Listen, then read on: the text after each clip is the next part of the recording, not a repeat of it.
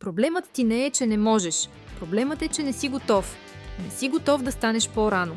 Не си готов да кажеш истината. Не си готов да платиш цената за живота, който твърдиш, че искаш. Въпросът е само един. Готов ли си или ще продължиш да отлагаш?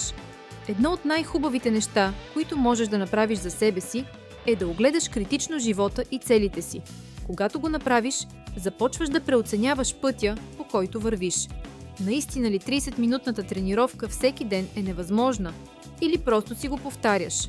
Да, ще се изпотиш, да, ще се измориш, но можеш да си пуснеш любимата музика. Можеш да превърнеш усилието в ритъм. В началото ще те боли, но после ще свикнеш и ще станеш по-силен. Какво е най-лошото, което може да стане, ако предложиш идеята си на работна среща? Да ти откажат? И какво от това? Дори когато задачата е по-неприятна, да платиш стари задължения, да подредиш хаоса, да кажеш истината на човек, когото си лъгал, промяната започва по един и същи начин, с малък проблясък на готовност. Ти имаш склонност да си представяш нещата много по-трудни, отколкото са. Казването на истината ти изглежда като изтощително пътуване през пустиня, а всъщност можеш да започнеш много по-просто. Готов съм да стана. Готов съм да изляза от леглото. Готов съм да отворя имейла си. Дори когато става дума за нещо голямо, тайна, която носиш, срам, вина, страх, въпросът е един. Готов ли съм да кажа истината? Да, ще те е страх, но можеш да го направиш. Залогът не е задачата. Залогът е животът ти след това. Когато си свободен да говориш, без да криеш и без да лъжеш, ти си най-истинската версия на себе си. В повечето случаи, това, което стои пред теб, е по-просто, отколкото си мислиш. Просто не му отделяш време да го разгледаш трезво. Някои неща ще са трудни, но отвъд тях е животът, за който мечтаеш. Кажи си ясно: готов съм.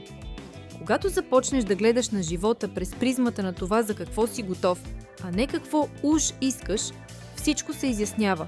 Спираш да се сравняваш, спираш да завиждаш, спираш да се обвиняваш. Вместо това започваш да избираш. Когато замениш завистта и самокритиката с готовност за действие, поемаш контрол.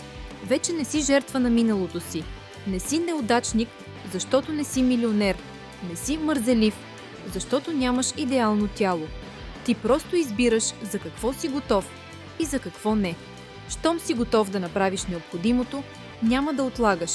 Няма да бягаш от отговорностите си. Ще усещаш вътрешен импулс да действаш. Готовността е изворът на новото ти бъдеще. Задавай си този въпрос постоянно. Готов ли съм? Когато се събудиш, докато шофираш, докато се къпеш, преди да заспиш. Питай се, докато един ден в теб прозвучи ясно и силно. Да, готов съм. А сега те питам директно. Готов ли си?